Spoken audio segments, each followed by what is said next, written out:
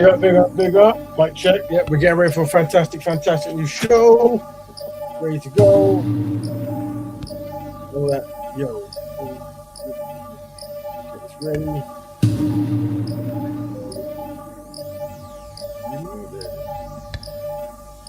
Let's see if that was downloaded. All right, let's racing against time here. Racing against time. Big up, everyone. This is your host, Brother Raven, Rap Raven in the house. This is the, let's see if we can actually find you the important PDF while I get the show ready. Hope you guys have had a constructive week. I really do. I hope you have dedicated time to progress. And we have, speaking of progression, that is part of the topic today. Now, let's see if I can find this actual PDF. I was trying to download a video, but funny things. I'm trying to use this software, and every time we download it, it keeps translating stuff in Hindi. I have no idea how it was doing that, but now I've downloaded some stuff and there's no audio. So obviously, audio is an issue. And finally, some sound engineer is actually one of my trades allegedly, so I should be able to work it out. So what's going on? Download Windows, and there we go. That's the one. Found this one. So I hope you guys are good. Don't forget to tell a friend live. We're doing the community work right now.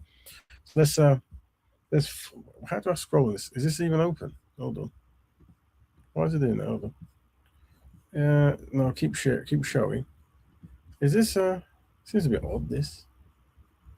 Is this like a zooming thing? Okay, I don't know what's going on there. Is this not PDF? It should be PDF, right? That's interesting. I don't know what's going on there. Let me is that one? Oh, you know what gives me a joke?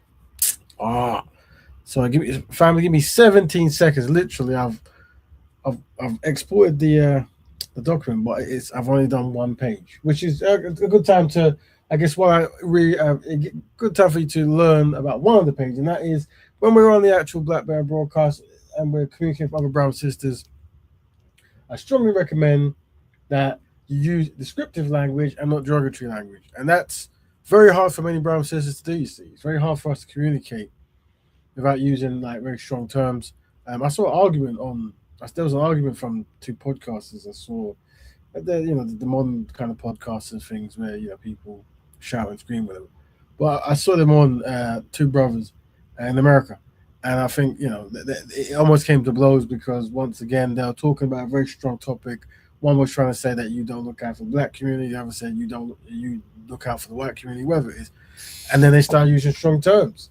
So give me 7 seconds, family, while I just sort this. I'm just going to play that video for 4 seconds more, and then I'm going to get this up. I'm just going to compress it. It will take literally 4 seconds. So go get some hot cocoa.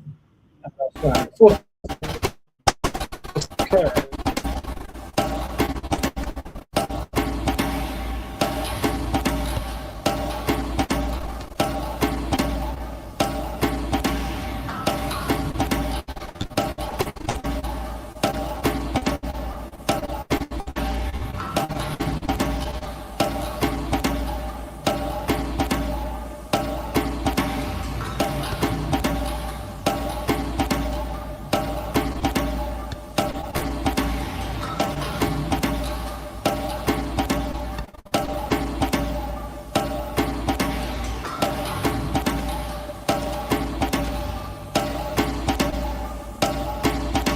Mic check, yeah.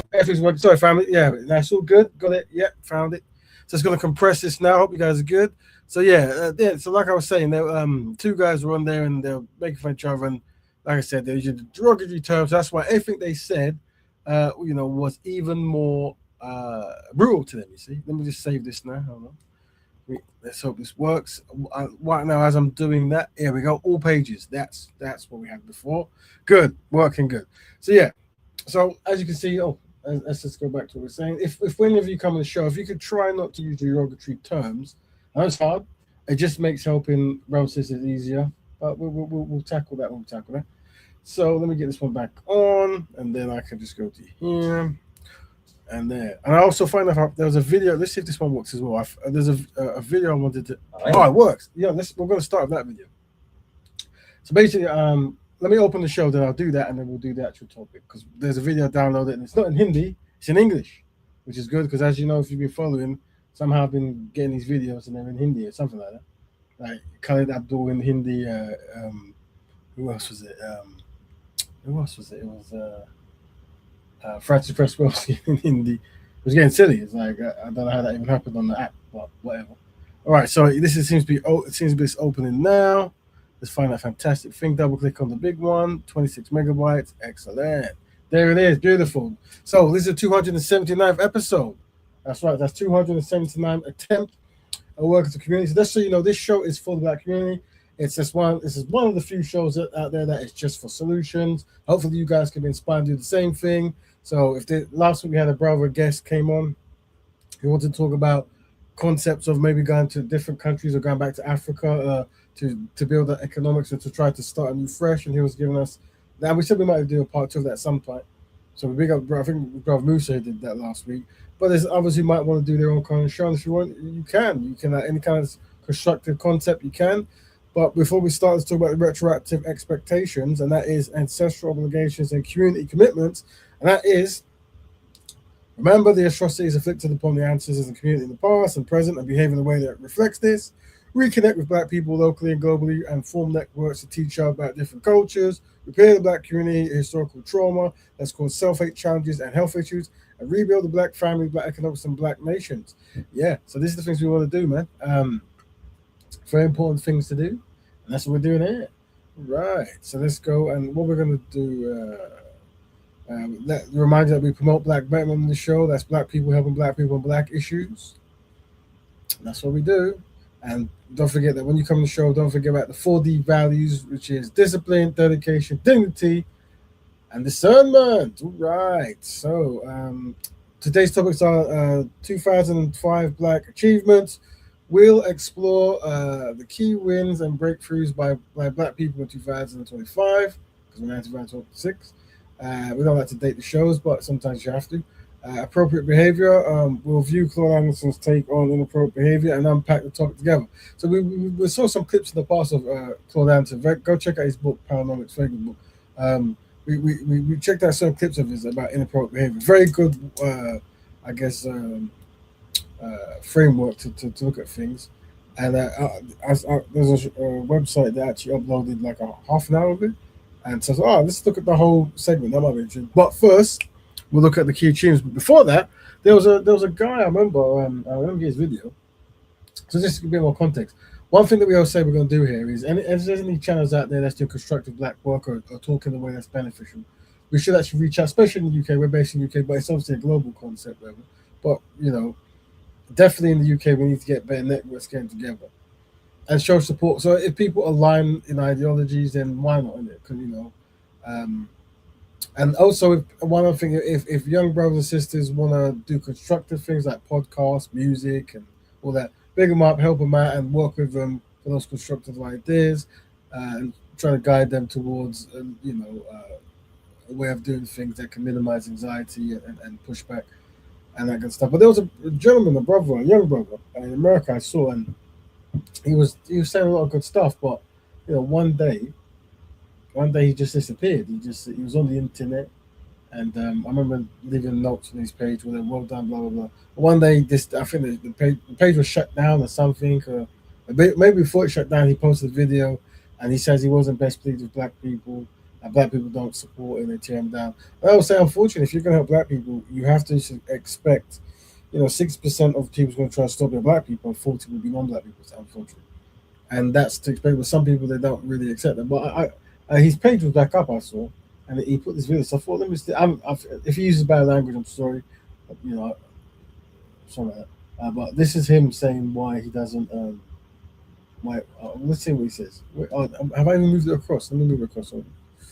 Let me move it across. There we go. And hopefully let's see if the second one works as well. They both work, and that's good. But now the software works. So okay, great. After all the stuff done, yeah, it works. Let's download it. So this is the brother. I've got his name. Black people. So what it is? This is a brother who, because I don't know these people. They come from not nowhere, but they're obviously the internet. You can just pop out from any place, whatever. And I guess when people see our stuff, we're from any place as well. But he was talking about some constructive things, I mean, might have even played one or two of his videos, maybe, I think. I can't remember. But he disappeared and he came back, and obviously he's not best pleased with black people's behavior and stuff. So this is what he's saying. So let's have a listen. And sorry if there's any strong F words and stuff. Why I'm saying this is not because I'm backtracking. People thought I was backtracking when I said I'm moving to Asia and I'm starting a family with my black goddess. And people thought I was backtracking because I'm scared of white peoples and I'm scared of the death threats. It has nothing to do with that. I just understand that black peoples don't want to see other black peoples win. This is the sad reality I had to fully accept, digest. That's what happened. You see what I'm saying? I just had to understand that majority of my haters look like me. If majority of my haters look like me, there is a problem. So the point I'm trying to make is, why would I give my life up? I'm going to wait until God introduces my black goddess, and I'm going to travel the world, my goddess. That's what I'm going to do. I ain't dying for black peoples. Fuck am I going to die for? If I get thrown in prison for my views, and like I said, if this happens, I am okay with that. I'm not afraid of the consequences. But So, I mean, let me actually try to do a black Betterment. So, be up this brother. Obviously, that's what I'm saying, especially when you're young. It can get a lot, like when you're trying to do constructive work and people they try to tear you apart, they try to remove your blackness, or try to question your blackness, or question what you're doing, or try to undermine everything you're doing, or try to find out things to try to undermine, blah blah blah, blah. And it gets a lot, right, for a lot of people. I get that. And that's why I say that maybe there should be like a crash course in how to start black betterment kind of podcast. And I always find that, like I said, I think you should always talk about anti-black racism and white supremacy and stuff. But sometimes, the more you talk about other communities and the atrocities and the horrors and stuff directly, the more you're going to pick up a certain kind of following. It'll be so that to be aware of that, and there's a way to present that information, whatever. And what did the brother? He said something. He said, what he said one other thing. He said, dying for black peoples. Fuck am I going to? Yeah, dying for. It's not another thing. That whole dying for thing. You don't, unless you've got some kind of mission of some particular case. You don't want to be dying for black people. I would recommend you want to be living for black people. You see, that's the thing, right? And try not to put yourself in a situation where you have to die, unless you really have to die for whatever reason it is. But generally, you want to live for black people. So, but then the problem is a lot of these brown sisters, that because they're so revolutionary in their mind, and then the battlefield is on their mind as well, whatever. They're willing to die for a bigger cause, but when they realize that they suspect that so many black people are not on the same page, it becomes disheartening. And they're like, why am I dying for these people, right? And that's why I keep talking about the concept of open door elitism, you see? And that means you work with those who want, not with those who don't. But you work on behalf of everyone, but you're only working with the constructive because you understand that, unfortunately, black people haven't recovered from atrocities. And part of those atrocities are self-hatred, you see? It's a very good technique to actually destroy yourself, to have self-hatred. So yeah, but let's carry on listening. Young brother, hope he wishes him more. So. Die for. If I get thrown in prison for my views, and like I said, if this happens, I am okay with that. I'm not afraid of the consequences, but I'm saying that's no longer my mindset. You crazy? You crazy? I'm going to die for black peoples that would not fight for me. If I get thrown in prison for my views, like for this mission, black peoples ain't coming and busting me out of that shit. Do I want to end up like Malcolm X and Martin Luther King and all of these dudes? They fight for us, they lose their life for us just for black peoples as the collective mindset to not care, to not continue after the fight. Our ancestors were literally chained up on plantations, and the majority of black peoples are walking around, oh, nothing's going on. Oh, this is a beautiful world. Oh, multiculturalism. Oh, do I want to be like that? No. Like I said, sometimes when a little brother, especially when they're very red, they're young and very red, they're kind of like college, uni kind of age, and they come across many of the atrocities of the past and stuff. Some of them, obviously, they have psychological challenges, and some of them, they become instant revolutionary. And usually, when you discover something that's very important and very direct, you jump in full force, And I think what we can do is give people like a starter cap of how to jump in, because when you jump in full force, you start thinking that everyone should, will, and could be on the same page, and that doesn't really work that way, you see. So there has to be like a kind of a guidance, a template where we can follow, where we can manage expectations, because obviously when you put so much out there and you lose so much and you change so much yourself and so much is lost, and you don't see any comeback on it, then it can be very disheartening, you see. And then sometimes the people you're trying to protect and influence are the ones you then become disparaged by. And this is why we need certain ideologies that make us understand what's actually happening. Nah, I ain't down for black people. You crazy? You crazy? Allow me to grow as a human being. Like, yeah, I was saying things like, oh, I'm gonna die for the change and da da. And once again, I'll say it again. If that is the fate that comes with my Once again, and this is the kind of like extreme mind that a lot of the brown sisters have when they find the truth of the past and they're not best pleased with it. They jump 100% left and then 100% right, 100% left, right. And sometimes it's about slowing down and asking questions, right? Rather than telling, asking questions like, what could we do or what should we do or how would you guys get over it? So I'm feeling a certain way. How do you guys deal with it? Whatever. That's what I would say. But, it's kind of mission, cool, I'm okay with that. But that's no longer my mindset. also, it'd be good. I don't know this brother, but I don't know if he's just in his house doing these things. There's a video of him being arrested. I don't know what he's did or haven't done. But also, getting brothers like this to talk to other brothers and sisters just so you can get a consensus and just check up on people and just, really read people, make sure they're going for a good space and put them in an actually like circular talking motion rather than the one way. Not that he's talking one way, but all these videos seem to be him talking to himself on the camera. And that could be an issue as well. Sometimes we just talk to yourself. And that's why the Black Man Broadcast is a place you can jump on and have a conversation so you don't have to talk to yourself. Even though I talk to myself literally now, I'm actually talking to the community, the people who are live. And those who should jump on, this is still a show where it's a outreach and people can jump on anytime and their opinions matter. Don't expect me to die for black peoples. Black peoples won't die for me. Fuck am I dying for black peoples for? You see, this is just me growing. This is just me seeing things from different perspectives. It's not me backtracking because I'm scared of any of that shit. It has nothing to do with that. Nah, I'm going to travel the world, my black goddess. That's what I'm going to do. Yeah, that's what I'm doing. Yeah, I'm just waiting for God to introduce me to her. And we out. We going everywhere. We going everywhere on this planet. That's what I'm doing. Fuck, I look like Don for black Sorry for the language, family. people. I was crazy. I was going to slap the shit out of my younger self. My younger self from fucking a few months ago, I would go slap the shit. I would say that when you want to be constructive, I recommend you try not to use late night language and stuff. But it's fine. Shit out of that nigga, bro. Fuck you talking about dying for black people. Fucking black people don't care about you. Of course you have black people that care about you, but I'm talking about the collective mindset. Nah. I'm not about to waste my life fighting for people that don't give a fuck about me. So that's why, so what we learned from this is case study, and that is, we want to make sure when people talk some constructive stuff, you keep them close and you check on their health and you try to help them out, but you also give them the game of how fast they should be moving, and also let them understand the open door elite ideology, and that is that the people who will lead black people are the ones who want to do it, and it's only through them. It's only the only opinions really matter for those, like those who really want to do constructive things and know the past and want to recover from it.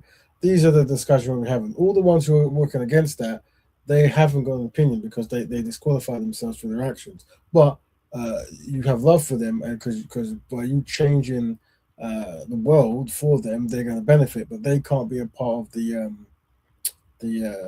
picking process because they're going to self-sabotage. And once again, part of what they're doing is making brothers like this, the young brothers and sisters who want to be revolutionary and change stuff, they deflate them. Remember, we gave we'll go back. I'll be very. Let me also Francis, brother. I'll see what's going on. We're going to start the show or the two topics very soon. But before we do, let me unpack Psych as well. That unpacked before, but I'll pack again. See if I can find it. There it is, and that is bad intentions model. You see, and the bad intentions is non-black people and self-sabotaging black people being aware of black people deciding to practice black betterment can trigger a social systematic phenomenon known as BAD, which is benefit, annihilate, delay, intentions. The intentions will go through 3 stages, right? So what that is whenever you see black people try to do something constructive, you might get error-prone black people or anti-black racists, and they'll go, okay, well, if you're going to do something constructive, number one, can it benefit me? So the first thing is, can it benefit me, a non-black group? If you say, no, this is just for us to recover from the past, whatever, it's not for everybody, then they'll go, okay, go straight to number 2. We're going to annihilate this. Hey, we're going to annihilate. We don't want it to happen. This is a problem. How is it that you're allowed to recover and do constructive things? If I did that, that would be racist. They've got all that kind of paradigm they try to push. And if that doesn't work, then they go straight to D, delay. Like, let me delay it. Other groups will want to delay the ideas, blah, blah. So they try to slow it down and they try to make you like question yourself and not do certain things.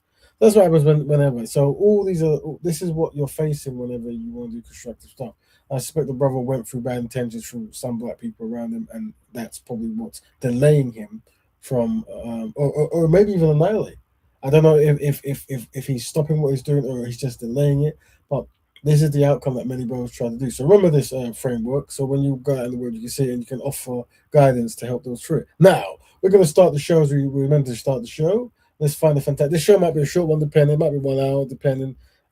What's up? Yeah, about an hour or so. But if you guys want, we can go even longer. But let me get the first video. So let me get the actual topic of today. Don't forget, tell a friend, we're live. This is your show, wherever you want goes. Oh yeah. So the first one is 2025 Black Achievements. This guy, there's a sister. We always look at her stuff, and I'm gonna reach out to that sister. I've tried to, but I think someone said that it's best for us to talk in a meeting or something like that, or maybe the email. I can't remember. So I'll reach out at some point. But she made a good thing about progression, which is a better word rather than achievement, of 2005, and she mentioned some. I thought, let's play that, and it'll be a quick one. But first, very good. And there's a few that we should actually have as a topic in general, one or two. So let's hear what the sister's saying, and then we can carry on. So video and not that one. Is this one? Yeah, this is the sister. She's saying some good stuff here. Go. Progress that's happened in the community in the past year that you should be proud of. The first is a cure for sickle cell. Very big. There's many friends and family I know who have sickle cell, so this is very big. I remember it was quite expensive before. I don't know if it's come down, but the fact that they report they're making progress, this is cool. Researchers have found that clinical trials that's happened with patients who have sickle cell have a 96% pass rate. So what they're doing is they're taking genes from sickle cell patients, they're modifying the gene and putting it back in the patient. After the patient goes through the procedure, they're finding that they're experiencing no pain. So they're pain-free and they're not experiencing a sickle cell crisis. This is a really massive breakthrough for people who suffer from sickle cell. The second is an increase in those of the African diaspora traveling back to the African continent for either a trip or to live there. Now, with programs like Afro Origin that was launched by the country of Benin, that was to welcome people of African descent to the country of Benin. Should cover that, the Afro Origin program, that should be good. To apply for citizenship. And then, of course, you have programs like Ghana's Year of Return and other repatriation schemes, if you like. The best way for imperialism to succeed is to separate Black people from the African continent. The next is small, but will make more progress as time goes on. Louis Farrakhan said that the best thing a Black man can do is to buy land, because from land you can get shelter, clothing, and food. So this year in the UK, there's been an increase in Black people buying allotments and starting urban gardening. Now, 98% of farmers in the UK are white. Only 1% of the UK population own over 70% of the land. There's like a Black farmer whose stuff is in some of the shops. So we should really look at. I think there's only one. Could be wrong. I think there's only one Black farmer in the UK. I could be wrong. If that's a good topic to cover, like farmers, but also the allotment culture. That would be good as well. You might see this as a small thing, but as you remember, when COVID hit and we were going through the pandemic, there were lots of people who didn't have access to food, who didn't have access to medical supplies. It's important that we become way more self-sufficient as a people. So if you know a couple of people, why not get together and start your own little garden? There was the launch of Black Health Legacy, which is a group of Black researchers and geneticists who want to increase the representation of Black people in health research. And they also want to make sure that we understand the diseases that Black people are prone to or predisposed to, so that we can find solutions, find better treatments, get earlier diagnosis, and essentially help Black people live longer in the UK. What's really groundbreaking and important for this one in particular is that it was led by Black people and it's for Black people. It's important that we have the autonomy and agency to make decisions for ourselves, and that the people who are involved with Black health are trustworthy and members of the community. Big up the sister there for the work she's done there. Big up Brother Dominic Live. Big up all the guys listening, the guys listening in the future. Today's show is about 25 Black achievements, and the system was going through some things to be proud of. One that we should cover is the cure on sickle cell, that 96% pass rate. I know I've got some. I don't know if they would want to come and speak about stuff, but it'd be good to get someone who's got sickle cell to actually speak about it and what they go through and the history of it and stuff like that. But it's an illness that causes pain in the joints of the people who have the sickle cell trait, and the reason why it's very high amongst, it's usually Black people who have it, and they said there might be some Sicilians or something who have it as well. I'm not too sure, but it's generally Black people who seem to have it. So it's definitely psychic. So that 96% pass rate, that's not very good. And then obviously buying allotment and land, very important. I can't remember the last one. I'm going crazy. What was just talking about? Representation. Owning land, allotments, and repatriation. That was the second one. Going back to Africa. So that's good stuff. All right. So now, family, I hope you've got your listening boots on. We're now gonna go to the case study. So we're looking at the second part now. We're gonna go to Claude Anderson. It'll be half an hour. It might take them because I'm gonna start and stop. But I haven't seen it, and I just thought it'd be interesting to go about inappropriate behavior. I think he's talking about African Americans, how to behave to improve their society. And this is old, so I assume this is anywhere from late 90s to 2009. I would assume it's hard to tell the camera sometimes. But we're going to listen. It's good and good, definitely good to listen to people like Claude Anderson, Francis Curtis Wilson, Nina Fuller Jr. We'll talk about some of the, unfortunately, two of them have passed on now, become ancestors. But Claude Anderson is still here. Also, some of the past speakers I remember of this kind of time, like Khalid Abdul Muhammad. I think it was his birthday not too long ago.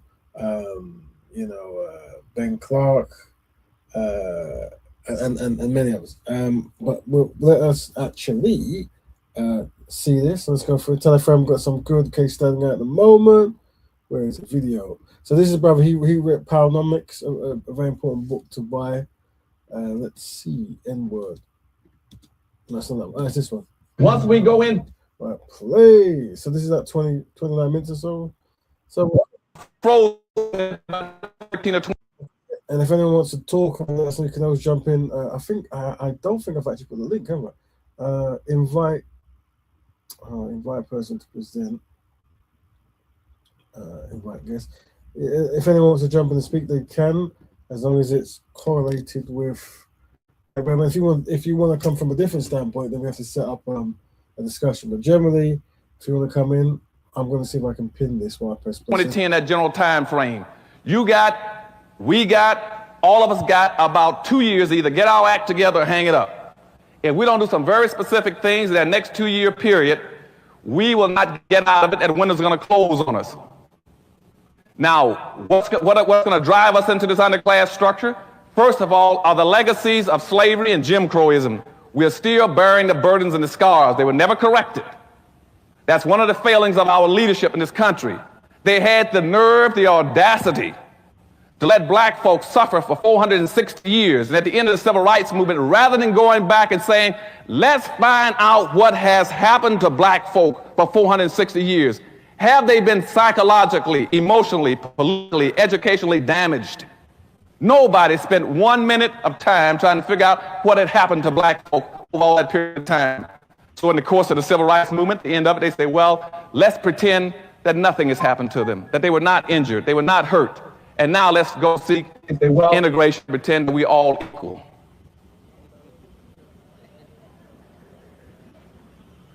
Now that was grossly unfair, because by that point in time, about the 1966 period, whites had become economic giants in America. They owned and controlled everything at that point in time. Black folk didn't own anything. Whites controlled almost 100% of all the wealth, the income, the privileges, the businesses, the resources, and all levels of government. Blacks had nothing. Blacks were 1 foot midgets. And they allowed us then to use integration to walk from our communities, from our ghettos over in their communities, totally disarmed, not understanding anything, blind, naked, and then saying you can go and compete. Compete with what? And that's what's happening in South Africa right now, where you have black folk now who have been totally subjected to the most brutal form of legal and economic slavery. Makes me think that this must be 94, 95, unless it's after, because no, apartheid was, I think 94 it stopped, so I'm assuming it must be right. Slavery around the world for almost 300 years in South Africa, where whites in South Africa control almost 100% of all the gold mines, the diamond mines, the chrome, the bauxite, the magnesium, the land, the businesses, the farms, the animals. And now in South Africa, they've been told that they're free. Now, anybody in his right mind would have said, hold it a second. Now, if there's been a reform in South Africa, since whites have gotten everything and blacks got nothing, you should have seen on the news a massive flux of whites trying to get out of South Africa. If there's going to be any significant real change, wouldn't you agree? Somebody would have been trying to get out of there. The airports would have been jammed. And you all haven't heard a peep. You know why? Because nothing is changing. Because in South Africa, the dominant, arrogant white society that's been so brutal to black folks still owns and controls 100% of all the gold mines, diamond mines, silver mines, chrome, bauxite. And they're telling those South Africans, you can now compete. Dr. Claude Anderson opens his lecture with a stark warning. Black Americans are moving toward a permanent underclass status unless immediate and deliberate action is taken. He explains that white Americans already dominate the political, economic, and institutional structure of the country.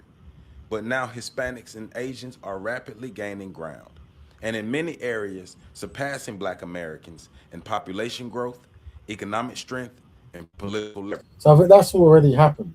So that's why people really rate Claude Anderson, because he's been mentioning this for many years. He's a good strategist and political awareness, and he's mentioned all these things seem to come to pass. So it's good to see what the brother was saying back then, and how he's moved on. According to Dr. Anderson, this shift is not accidental. It reflects long-term planning by other groups and a failure by Black America to organize around power, resources, and group survival. He warned that by 2013, Black Americans would effectively become a permanent underclass if these trends continue unchecked. And that's the problem in Black America. We've been told now that we can compete, and I say, well, with what? And now by getting to our underclass structure, going to be 7 converging factors going to push us. To get my little summary up. 1, we're going to have an increased amount of conservatism in the country, and I'm going to talk about conservatism in a few minutes. 2, we're going to have a massive unending influx of immigrants into the country. They're going to push us down. We have been the number 2 population in America now for over 460 years. We're going to get kicked out of being number 2 and going down to number 3. When are we going to go down to number 3? We're going to go down to number 3 in less than 2 years. Now, when I wrote my book about 4 or 5 years ago, Hispanics at that time were 9% of the population. They've now moved in 6 years from 9% up to 11%. Blacks were 12.3% 6 years ago. They're still at 12.3%. Now you got Hispanics at 11 and blacks at 12.3. According to the Census Bureau 2 weeks ago in Washington, D.C., they anticipate Hispanics passing blacks right on time, as I had predicted. Now, Wall Street Journal, the left-hand column 2 weeks ago, on the left-hand side of the page, I can send it to you if you want it, says that when Hispanics pass black people, at that time, the whole political structure will shift gears. There'll be a power shift in America. And nobody's going to go to black folk to ask them anything anymore because you're no longer the dominant minority population. They're already preparing for this. They're already creating all kinds of major programs around the country where they will go and check with Hispanics about anything they want to know about minorities. Black folk will get their information through the Hispanic Society. Then by the year 2005, the Asians are going to pass black folk. Then you're going to get kicked from being number 3 down to number 4. At that point in time, you're locked in and frozen because everything you need will have to pass through those 2 groups. And those 2 groups do not have your interests at heart. They don't understand your problems and don't care about it. If you can't compete, they're going to say that's tough. And so what we're going to try to do today in dealing with just that one issue, as well as conservatism and the problems of technology in America. Those joining, we're looking at Inappropriate behavior. We're viewing Claude Anderson's take on inappropriate behavior. This I don't know the date of this, but I would assume it's anywhere from 93 to 2003, maybe. It's hard to tell with the technology they're using, but very important, brother here. And you can, and this was you need people who are trying to have strategies to improve your community. And so the brothers are quite on point with the things he's done then and now. So and so when it comes to also in America, right? Whenever they have like political stuff, they also have musicians and sport people giving their perspective on these issues, right? But really, you want brothers like this speaking on those kind of shows, and that's why I bigged up the morning show, the breakfast show, so because they actually have brothers like him on there. At one point, they had Louis Farrakhan on there. So it's good to get people who actually this is their field speaking on things that is beneficial to the community. That's also going to make us push us in the underclass is to teach you how to compete. We got to understand we got these problems, but you got to understand where the problems came from. And I want to give you a real fast education today, because the real clue to liberation is not only education, it's re-education. And that's what we're going to talk about this morning. I'm going to show you how we got into our dilemma and how we must get out of it. Nothing has happened to black folk by accident. Everything that's happened to you has been systematically programmed through what I call social engineering. You are a victim of historical social engineering. Now let's go back and start dealing with some of these issues. And a lot of this would you also find covered in my book, Black Labor, White Wealth, and the other two books I got coming out this year. One is called Dirty Little Secrets, and the big one is called Powernomics. How do you do it? And Powernomics, if you want to know what Powernomics is, because I'm going to talk about it a little later, Powernomics is teaching my people how a new way of seeing, thinking, and behaving. And that's what the whole thing will be about this morning. You got to change the way you're seeing, thinking, and behaving. Why? Because I said we've been locked into an underclass structure. Because we got two major problems in America. One problem is that maldistribution of wealth and resources. Okay, so my Colombian brain just came. So he mentioned apartheid in South Africa and it coming apart. And he said his book, Black Wealth, coming up. That's 94. So I would bet if Powernomics came out and that's his first book, then this was taken in 1994. So this is like when Nas's album came out and Illmatic around at this time. This when this was spoken. So we're just seeing like how the predictions have happened since then and how if he was smaller than that. This is my Colombo. Oh, no, it's the black guy who does Lufa. Is it Lufa? There's a black show in the UK. I think it's called Lufa. I can't remember. So that's my Lufa brain. I think it's called Lufa. That I told you about is in South Africa and America, where whites own and control everything. That's your number one problem. The second problem we're going to talk about this morning is the inappropriate behavior pattern of black folk. Those are the only two problems. That's what we're interested in, the inappropriate behavior, because that's a good term we should be using when people do things that's not in the collective best interest of black people. That's inappropriate behavior. Problems you have. I don't care what anybody else talks about in America. It's not worthwhile wasting your time. The problem in America is not drug abuse, crime, low-income housing, public housing, food stamps, welfare, teenage pregnancy. Those are symptoms of a problem. The symptoms are the fact that you don't own and control anything to run you and control your lives. That's the problem. And the second thing is inappropriate behavior pattern. And before I get into inappropriate behavior patterns, let me define that for you. Now, I'm in current day terms, I might call it the Rodney King syndrome. It's pretty familiar to most of you. That's when somebody pulls you out of a car, breaks your jaw, breaks 3 ribs, cracks 2, knocks out 2 teeth, gives you a concussion, breaks your wrist, breaks your kneecap, and stomps you, and you say, why can't we all get along? That is inappropriate behavior. That's a good one. That was a very good one.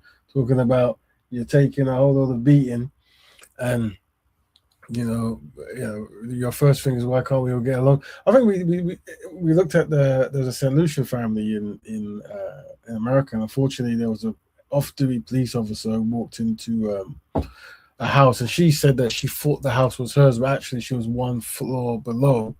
And she walked into a brother's house, and she saw him, I think, eating cereal, and just shot him. And this was shocking. But when we did the case study,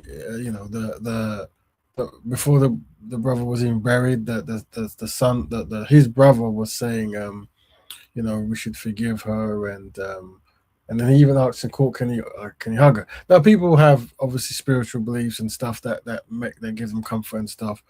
But there's also a psychological thing of like, would that have been the same if it wasn't a white woman who just shot your brother dead in his own house? I think she got 9 years or so. I'm not too sure. I have to look it up. And I think there was even some scenario where they had a black woman who was I think she was like the police officer in the court who was then like stroking and combing the woman's hair. It was very odd behaviors, but it didn't come across like this woman just murdered someone, you see. So that's the thing about inappropriate behavior, like that. Whether that was good or bad, it's more that it's inappropriate. Like what's happening? Like someone has been murdered. Should we keep it on that?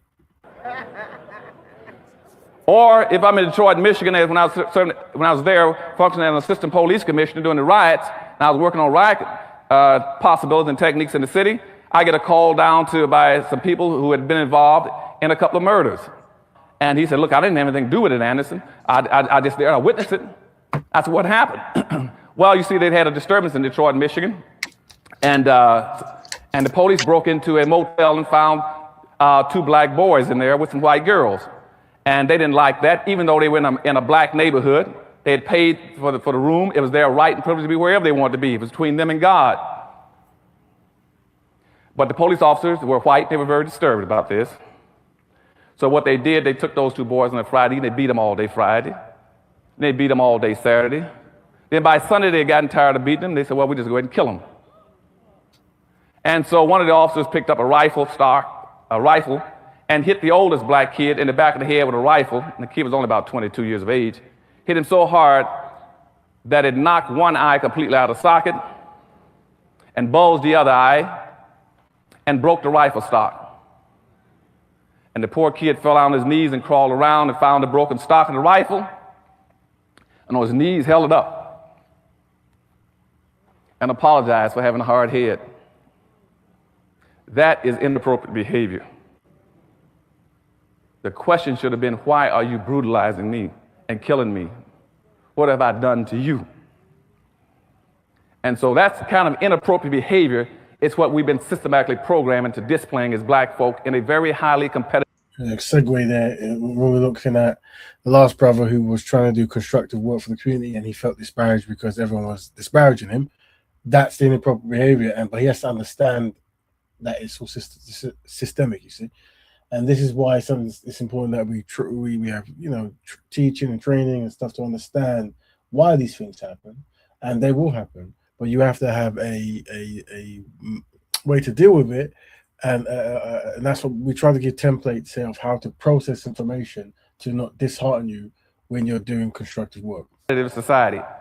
So what I want you all to start thinking about today and all throughout my speech today is not who you're against, but who you're for. I want you to understand that you're in a... That's a very good, we should write that one down. Not who you're against, but who you're for. Very important quote there. Very highly competitive situation. You're going to be competing to survive and prosper. And that's what racism is all about. Contrary to what anybody tells you, and I just saw a definition of racism in the Washington Post last week by a noted columnist who's a conservative. And what he was really talking about was prejudice and discrimination. He wasn't talking about racism, but he was mystifying the word. That's why I finally figured out why he's always on the wrong side of an issue relating to black folk. He thinks that a black person can be racist. A black person cannot be a racist. Racism is a power relationship between groups of people. That's all it is. It means where one group of people have control of so much wealth and power and resource that it can deprive, hurt, and injure and exploit another group to benefit itself. Never in the history of this earth have black folk ever controlled that much resources and where they can have gone out of their way to exploit, injure, and do something to whites. So therefore, racism only started in the 16th century when he began to commercialize slavery against blacks. That's when racism started. There was no such thing as racism before that. The other thing, and before I get into my presentation, you got to understand racism also comes from the word race. Race means group. So whenever you hear people talking about now, you cannot prove racism because somebody fired you from a job, they are absolutely right. And the power structure and all the white think tanks in Washington know that. That's why you can no longer prove racism, because racism does not apply to an individual. It applies to a group. It's a very good breakdown there. And because I discriminate against you, that's individual, that's personal. It's not group-based. And I think that there's certain videos from this time. So this was a very good time, you know. This kind of like from late 80s to mid 90s, and maybe a bit through on as well. Maybe no, I would say late 80s to mid 90s. There was a lot of amazing things that came out. And we have to have a list of some. You know, we should get a list of videos that is like it's like on a list of things you must watch. And I think the Khalid Abdul Muhammad on the Donahue show. Yeah, I need to download that. I recommend watching that. There's a lot of Khalid stuff to be honest, but we'll say that obviously I think this could be one of them. Listen, that's quite good stuff, and there must be a few of Francis Wilson that we probably have to recommend, and others as well. There's obviously older stuff from the 20s, 30s, and 40s and that, but from the more modern era ish, this is quite, because what you're seeing here, a lot of the more in the internet age, the more good speakers, they're very online based, they're very of the internet era, and then they're also of the kind of like trolly to an extent, and verbal, quite abusive, some of them. So it might not be the best thing that you can always give to have people listen to. That's why he will listen to the last video of the brother and he's effing and blind left and right. Not that there's anything wrong with effing and blind within the context. I think if you want something that you can present to old people, children, elderly and stuff, you kind of want a kind of like something that can be digest easy and that kind of stuff. so you can no longer prove group-based discrimination. The second thing about the word race, remember also, which is very important for our discussion today, is the word race means being in competition. See, they didn't pick house, tree, car. They said racism. Race means being where people are competing from here to there. And we are in competition. That's what racism means. Black people must learn how to compete or survive, or not compete and perish. And so this morning we're going to start talking about what we got to do. Now let's go back to see when everybody said, where did this start? Let's go back to where it started. It all started in Africa. And as I go through all this, I want you all to keep some points. And I'll stick my finger up and remember those points. Those are the points going to be hurting us today. Those same points I'm going to articulate to you today. Now, all this started in Africa. Let's say about 1441. There was a guy called Henry the Navigator who went around the coast of Africa and he found some slaves and traded some slaves off. And he brought them back to Europe. And he took them back to Europe and he gave them to the Pope as gifts. And the Pope in the Catholic Church was so beautifully appreciative of these slaves that he then said, since you've given me these slaves, what I'm going to do now is award you 300 miles of the coastline of West Africa, which is now called the Gold Coast. So Henry the Navigator was given land by the Pope, the Catholic Pope, and the Catholic Pope didn't even own the land. But he gave him all the rights of 300 miles of coastlines of West Africa. It belongs to you. That was in 1441. And so and Henry the Navigator was a Portuguese. So he began to then try to encourage other Portuguese to go around and try to find some more slaves. So this is a good thing. We own all that land around there now. By 1487, the Pope then said, so many people began to pick up slaves. He says, what I'm going to do now is put out a public declaration and officially declare slavery to be a legitimate enterprise. And the Catholic Church was the first one to do it. Now, why is this important? Because you see, up until that point in time, slavery was never based on skin color. Slavery was based on three things to put you into slavery. One was an indebtedness, where you owed somebody something and not paid it off. Two was that you is through religious persecution. Or three, you were a prisoner of a war or conflict, and you were now a captive, and they were forcing you into labor. Those were the only three reasons you could get into slavery until the Catholic Church put out this declaration. And now they added a fourth variable, which says color is now a factor. Now that's very important because the Catholic Church now had, in previous slavery, in earlier parts of the century, let's say immediately after Christ was born, the Catholic Church played a very pivotal role in saying, as a religious institution, we got an obligation to represent those who were enslaved. And the Catholic Church set up a system that they would go through, whether it was a Greek slave or a Roman slave. They looked after the rights of the enslaved, protect them, saying that even if you're a slave, there are certain things that people cannot do to you. The Catholic Church accepted that responsibility.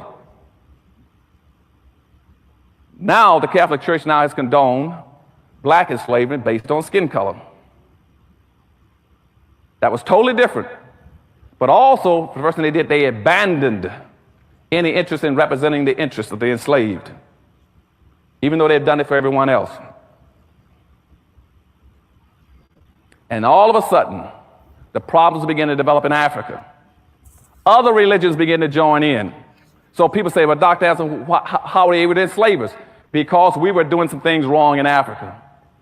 As the other religions joined in to start enslaving blacks, so did other nations, so did other ethnic groups. And black folk were totally ill-prepared to deal with it because we had been doing some things wrong in Africa ourselves. See, going back to about 765, the Muslims had been trying to get into Africa for the longest because they'd heard about all the gold and silver and the wealth in Africa. And the Muslims had been going around, the Arabs had been going around Africa trying to conduct holy wars against dark-skinned people to get access to the resources. And starting in 765, not 17, but in 765, the Arabs started enslaving black folk.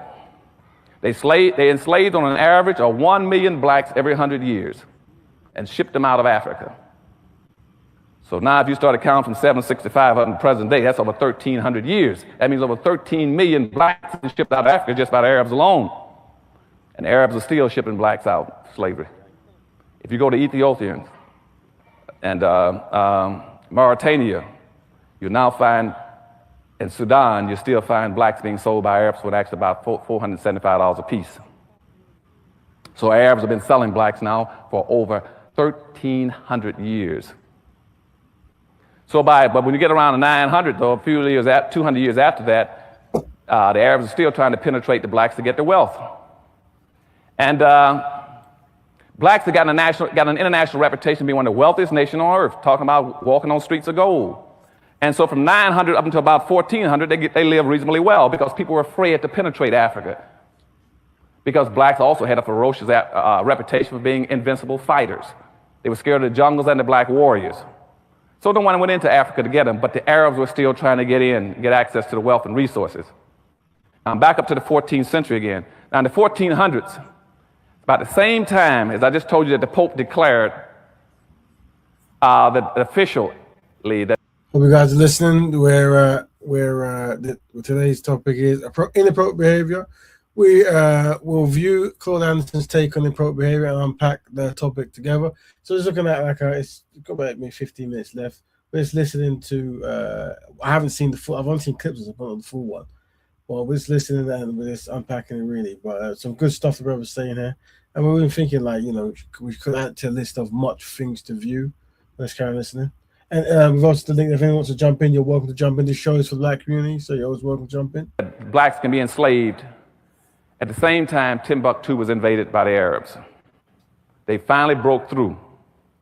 They broke through because, see, blacks at that time had three major empires: Ghana, Mali, and Songhai. They were the richest nation on earth, but the black leadership had set themselves up to be invaded by the Arabs and consented to be pimped.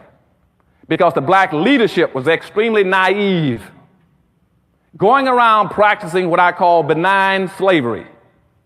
Every time anybody came into an African nation like Mali, Songhai, and what they were saying is that, well, I'll do business with you, but you got to buy one of my slaves. And the slaves were their own people. And they were playing games with slavery, saying, well, it's a tribe, he's a different tribe, so I'll enslave him. But the slavery that blacks were practicing was not the same vicious kind of slavery that came later, but the fact that they were playing with it, condoning it, and willing to sell their own black folk out naively. Now the question becomes, why were they doing it? Okay, why were they doing it? They were doing it trying to impress people with their power, how strong they were, saying that I would do business with you, but let me show you how strong I am. I got 3 or 4 blacks in the back room, and you buy them from me. And then I'll sell you some gold and silver. And what people were impressed with was not really their power. They were impressed with the fact that you had absolutely no interest as a leader in your own people and felt no responsibility to their welfare. And so when that got out, then all those countries, as I said, once the Pope condoned slavery, they began to flow into Africa because they knew the black leadership did not feel the strong togetherness, the willingness to protect their own people and to look out for them and lead them, and would willingly sacrifice them. So Africa fell wide open. And people poured into Africa after the Pope declared slavery legal in the 1480s. By 1500, between 1500 and 1650, 150 years, they hauled out 5 million blacks just to Central America alone, just right south of here into Mexico, into Central America, Costa Rica. Just to give you an example, after the Pope declared that you could legally go after those blacks, they pulled out 5 million of them and sent them in there.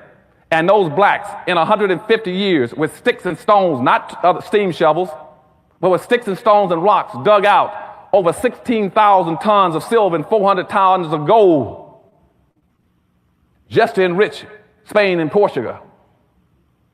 And this was critically important because at that point in time, Africa was a rich continent, had all kinds of wealth. And Europe was an impoverished nation. Europe was run over with crime, sickness, disease, illness, disorganized. Africa was the glory of the world. But you see how people were playing around, not looking at taking care of the business of their people. At that point in time, all these nations say, aha, we know how to strengthen Europe and rebuild Europe. And that's by displacing the wealth out of Africa and displacing not only the material wealth, but the human wealth of Africa. So they began to pour in and started sucking blacks out of Africa. Not only the black treasures, the gold, the silver, but also the human capital. In some areas, they almost depopulated parts of Africa by shipping blacks out. And over a course of about another 300 years, they shipped out somewhere between 25 and 35 million blacks. And out of all those blacks that shipped out of Africa, over 2/3 of them died en route trying to get here. As a matter of fact, from the 1500s to 1800s, 6 out of every 7 people that were shipped came across the Atlantic Ocean were black folk. 6 out of 7 were blacks. And they were depopulating Africa, not only as wealth, as resources, but as human capital. Very important. And as they came and as they shipped them out, everybody began to become enriched. But you still had black leadership that still didn't understand, unwittingly was playing into the hands of people who were much more serious about the games than they were. So I jump up to the year 1619, they brought in 20 blacks into America, formally, even though we'd had another group of blacks in here around in the 1500s. They've been floating around too off of PD River in South Carolina. And we'd had blacks much earlier, the Folsom people. But let me don't even get into that. But by 1619, they brought in 21 blacks into Jamestown, formally. And those blacks came in as indentured servants. They were traded by a German warship for supplies. Those blacks were free in about year 1624. But something very important happened right before 1624. In 1621, you had a black guy named Anthony Johnson. Anthony Johnson came to the United States in 1621, came in from England as a free black. At the same time, you had those other 20 black slaves brought in here in 1619, the first 20 blacks. But this black came in as a free black in 1621. He came in, and then since he was coming in from England, not from Africa, he then declared himself a free black, declared that he wanted head rights. Head rights in those days says anybody coming to the country can get 640 acres free right off the bat. Then plus you can get another 500 to 600 acres for every slave that you own. He immediately went and had 13 blacks. He brought in then, we got him 13 black slaves. So it's very important, listening. We're looking at the history of inappropriate behavior, and it's a very good time. It's definitely a word we should bring back and resurrect, like this concept of inappropriate behavior. Well, we say error-prone behavior, but it's the same thing really. This inappropriate behavior. It's highlighting the history of black people being persecuted and actually not recognized. You see, and and it's very important. So we've got something from Dominic. Very true European saw black leaders didn't care for the needs of black people. Yes, that's what we're saying. Let's carry on listening. Got maybe like 7 more minutes left or so. He's black. So within a few years, about 15 years, he was one of the richest blacks in the colonies. But he was enslaving his own people. Now, going up to 1638, Maryland colony then put out a public edict that laid the cornerstone for racism in this country, saying that now that black folk coming into this country and they began to intermingle with whites and socialize like Johnson and trying to integrate, we got to pass a new law. So the state of Maryland put out a law called the Doctrine of Exclusion. The Doctrine of Exclusion says that no black shall be permitted to enjoy the fruits of white society. That was in 1638. Now, Johnson was still had it, he's really built up his land now. He had all kinds of land and a whole bunch of slaves, getting close to about 70, 80 slaves now. And a white guy went over to one of his plantations. And one of the black slaves there, named John Castor, asked him, says, why am I a slave here with this guy? He says, I didn't know that. He says, he owns me for life. How does he own me for life? And the white fellow who was a plantation owner also said, look, he doesn't own you for life. You know, didn't you contract for indentured servantship? Indentured servantship normally runs 5 or 7 years. What do you mean he's got you for life? This black guy said, I've been working for this Anthony Johnson, this black slave plantation owner, for almost 27 years. The guy said, well, just run off and leave. Forget about him. You don't have to keep working for him. So the black slave, John Castor, ran off. But guess what happened? Anthony Johnson then went to court, and he sued the white plantation owner who had encouraged the black to run off. Sued him in court, and the court accepted Anthony Johnson's claim against this black slave, saying that he owned that slave for life. Now, what happened there never had ever happened on the history of the earth with black folk and in this country, where all of a sudden a person laid claims against an individual for the rest of his entire naked life. And it was a black man. And once that court decision was made, whites picked it up and said, aha. So by 1665, all the states then started passing enslavement laws. They went back and took the doctrine of exclusion and say, now, the doctrine of exclusion with Maryland says that black folks shall always be excluded and never be permitted to enjoy the fruits of white society. But after listening to the court decision for Anthony Johnson, we got a good thing going now. So they took that same doctrine and expanded it. And now the doctrine says that not only should black folks be excluded, subordinated, non-compensated, non-competitive managed workforce for the personal confidence and wealth building of white society. That became the enslavement codes, both explicitly and implicitly. And all the states began to enact it then, based on Anthony Johnson's ruling in court that he owns another black person for life. Now the system picks up. We jump now to about 1704. 1704, the black kid, there are a whole bunch of slaves coming in from Africa on a slave vessel called the Eagle. The Eagle is heading towards America. There's a young black boy on there, along with some other older slaves. The slaves decide to revolt on the ship. And they took over and knocked the captain down, took over the ship, and took the weapons, and we're going to fight to take over the control of the ship and head it back towards Africa. And as one of the older slaves grabbed a machete, and he said he's going to kill the captain so they can completely have control of the ship. As he swung at the captain, a young black slave jumped up and got in there and protected the captain and took the blows himself, which chopped off one of his arms and protected the captain. And by protecting the captain was able to recover the control of the vessel, put down the insurrection, and they then hung all the blacks who were trying to revolt, except the young black kid who was only 19. When the captain got to America, He gave him to supposedly a benevolent slave owner and rewarded him with recognition, and says that after he's been educated and recovered from his wounds, that he's to be set free. And again, this young boy, he placed more importance on protecting other people than getting his people out of a dilemma. But he was rewarded and recognized for it. And he personally benefited at the expense of his own people. That's a very good analogy there, using history, inappropriate behavior, and how others will sabotage progress for the individual gain. That was a good one, man. That was in 1704. 1705, the colonies said, what we need to do now is pass slave codes so we can regulate slaves' behavior, period. Slave codes were passed to tell you exactly how every black person must act in America, what he could not do, and what every white person must do to make sure black folks stayed in line. Then they passed another law at the same time with it, which is still in effect today. It was called a Diversity Act of 1705. You all call it multicultural and cultural diversity. You all understand what I'm saying to you?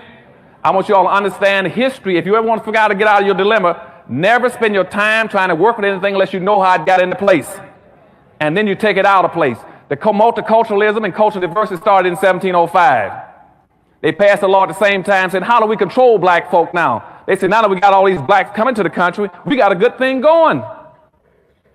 They said, because now all over Europe was being advertised, if you want to become wealthy and powerful, go to America. We guarantee if you go to America, we give you free land and free labor. You'd have to be an idiot not to get rich. You don't have to do anything. We'll give you all the land you want and England started a franchising system, so which means even if you couldn't afford to buy slaves, we had a franchising concept, which means England would give you the land and give you the slaves. All you do is pay them a commission, just like McDonald's and Burger King. That's where the whole franchising concept came from. It was from England with slavery. A central theme of the lecture is that the legacy of slavery was never structurally corrected. Dr. Anderson emphasizes that emancipation and civil rights did not include land, capital, or economic infrastructure for Black Americans. Instead, Black people were encouraged to integrate into white society without owning the businesses, land, schools, or financial systems necessary to compete. He notes that before integration, Black communities owned more internal institutions than they do today, and afterwards, ownership declined even further. Without group-controlled resources, Black America lacks the economic foundation required to compete with other racial and ethnic groups that prioritize group economics and self-preservation. Dr. Anderson directly challenges the belief in meaningful intergroup alliances. He asserts that no racial or ethnic group operates for the benefit of Black Americans. Each group advances its own interest. Power, he explains, does not require being the numerical majority. It requires ownership and control of wealth, land, institutions, and political leverage. He illustrates this by showing how Hispanics surpassed Black Americans in population beginning around 2001 and are projected to permanently displace them as the second largest population. Meanwhile, Asians, though smaller in population, have surpassed Americans in wealth accumulation, giving them disproportionate economic power. According to Dr. Anderson, these groups are not merely coexisting with Black America, they are directly competing with it. Hispanics leverage population numbers for political influence, while Asians leverage concentrated wealth for economic dominance. Black America, by contrast, has lost ground in both areas. Dr. Anderson stresses that this outcome is not the result of chance or bad luck, but deliberate social engineering. Black Americans were shaped through policy, education, media, and economic exclusion to adopt self-destructive behaviors and perspectives that undermine collective progress. Very important with that collective progress. As a result, many fail to recognize how power actually functions in a competitive racial system. Dr. Anderson identifies two major factors crippling Black empowerment: maldistribution of wealth in America and the inappropriate behavior of Black Americans. That's a good analogy there. That's framework or just case study, whatever. Where inappropriate behavior plus, I guess, what we say, a history of atrocities. Those, and I guess this ties into, I guess, from this show's standpoint, how we word that is the double dilemma that Black people are despised and disorganized. You see, themselves. He defines inappropriate behavior as the inability to identify one's enemy, engagement in self-destructive actions, and the failure to control one's life's economy. He defines inappropriate behavior as the inability to identify one's enemy, engagement in self-destructive actions, and the failure to control one's life economically, politically, and socially. He argues that Black Americans often make excuses for mistreatment, fail to protect their collective interest, and misunderstand racism as merely personal prejudice rather than structured competition. In a system built on racial competition, Dr. Anderson warns groups that fail to organize around power will be stepped on. The lecture ultimately calls for a fundamental shift in Black consciousness, changing how Black Americans see, think, and behave in order to survive and thrive in a hostile, competitive society. there you go. That was interesting there. That was the full half an hour. Was it Shows of Giants? Is that what I'm saying? Once we go into it, we'll be live. So I'm just seeing what they were advertising there. Where's it again? Hold on. Let's play what? Give me 4 seconds. Ultimately calls. Let's see what it says. I think it says shoulder. Come on. It's you can't even skip. You have to. If it's so sensitive, you press it, just go right to the end. What's that? So the Shoulder of Giants, On the Shoulders one, and on the shoulders.org, and there was a cycle as well. And this was available now. Is that like a book or a lecture? I don't know. But yeah, so we just looked at half an hour of not Poundomics, Claude Anderson talking about inappropriate behavior. And that's a very important thing there because you're going to see that. I think before you came, we started before some people who might not see it from the beginning, some who might see it for the time. We were looking at a brother who we'll play it one more time. Just I'll try to sort of first start swearing. But this was a brother who let's see here it is because it was a good thing to do. It's this brother who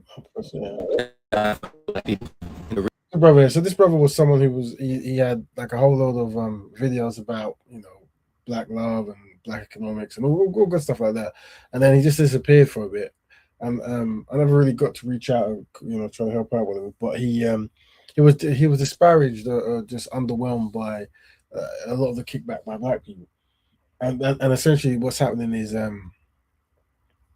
inappropriate behavior from Black people have disparaged the young brothers. The reason why I'm saying this is not because I'm backtracking. People thought I was backtracking when I said I'm moving to Asia and I'm starting a family with my Black goddess, and people thought I was backtracking because I'm scared of white people and I'm feared of the death threats. It has nothing to do with that. I think looking at Claude Anderson as well as others, I think you always want to be aware of white supremacists and anti-Black racists and stuff. But I think you always want to. I would recommend, especially if you are you don't like pushback, especially from Black people, it's best to center content around Black people working together rather than focusing on other groups. Because when you do that, that will trigger Black people to try to defend other groups. You see, and it will trigger the Black people's inappropriate behavior or error-prone behavior, as we say here. I just understand that Black peoples don't want to see other Black peoples win. This is the sad reality. I had to. So what we're also saying as well is how you formulate information in your head can allow you to really cope with challenges. So one term we use here is open door elitism. So that sounds very shocking, and it's good because it's an internet kind of branding word, really. And all it says is really that if you want to, work to further Black people collectively, it's best to only work with people who see eye to eye. And by definition, you will become the elite in those areas, but you're the open door elite, meaning that you're working with those who want to, while those who don't want to, you work on their behalf and never with them. So there's those who are important and those who are loved. And if you have those ways of processing information, it will make the backlash that you might get, or you definitely will get, to make more sense. And also understanding the history of self-hatred and what causes it, and what causes inappropriate behavior. You know, how being enslaved or colonized or propagandized, apartheid and all this for so long that you can develop self-sabotage characteristics. And I think the video we're watching before was giving examples of a hidden history of where Black people have tried to sell out other Black people for a fee or for individuals. So that's where it's like understanding the concept of race being a collective rather than race being an individual, and operating like that. So that's what we looked at today, family. We also looked at, I won't play the rest of this, remove that. We started with the 2025 Black achievements, progressions that we should be proud of. We looked at a sister who was on her channel, which we should go and support. And what she highlighted was obviously something that we should do a show on. That is, the potential progression in sickle cell treatment. That's very big, and it'd be good if we could get someone to come and speak about sickle cell, because it does affect many Black people, and it's Black people mainly who's impacted by it. And then she spoke about how more people are going to Africa and giving better kind of like content rather than disparaging content. And then she talked about Black people owning land in the UK and getting allotments, but also there is a low amount of farmers, so it'll be good to get more people to farm. And then I was thinking about, I really think there's only one Black farmer in the whole of the UK. I think it might be my naive research, but I swear that's what I came across. Unless I'm wrong, but that was interesting. But yeah, so that's what we looked at, family. So greetings to reparations. I see free, and obviously to Brother Dominic, and anyone who's live. That was the Black Mirror show. Now, we said I was only going to give an hour. And to us, I do think it'd be good to, if you got any recommendation of videos, it'd be good to always find videos that we think are key and play them. Like, obviously, and also if there's anything you guys want to do, talk about, you can come on. Last week we had Brother Musa unpacking why he thinks it's constructive to try to repatriate back to Africa. But if there's any kind of constructive idea, anything you want unpacked, or any concerns, this is your show. This show is Black Weapons for Black people to work together, and hopefully, if it might motivate brothers and sisters out there to do their own show of a similar thing. So we have a lot of connection shows, also collecting shows that do constructive work that we can reach out with and collaborate with. Also, help with the framework of how people can operate. Like, I think one thing I'm going to do more in 2026 is when I'm on shows speaking, let Black people know that if anyone wants to reach out, I'm here to connect. That's important, and let people know that I'm here for these purposes. Very direct, and if there's anyone who's struggling or anyone who wants to reach out and network on these topics, let's do it. I think that way of speaking might be a good way, so people get used to that. And then also all the brothers who are on and sisters who are on the same page can always find each other. But like I said, if there's anyone who wants to do any constructive topics about anything they want, let us know. Let's put it in the comments or approach me on Instagram, and we can do that. But I've got some things. I've had a very long day today, and I was trying to do quite a lot of things. So I'm gonna need to get some rest. And we're going to jump in it. Nope, it doesn't look. So we've done the hour. So for those who help Black people, know that you're important. And for those who don't, know that you're loved. And those who are important are going to work on your behalf. We give thanks for the Claude Anderson's lecture there, and inappropriate behavior. We use error prone, but I'm going to use more inappropriate behavior. It's nice. And it's highlighting when Black people do. I think that's a circle that is inappropriate behavior. Very good. Very good. Anyway, family, until next week, Black Betterment to all Black Betterment. And we'll speak then. Have a good one. Get some rest and be healthy.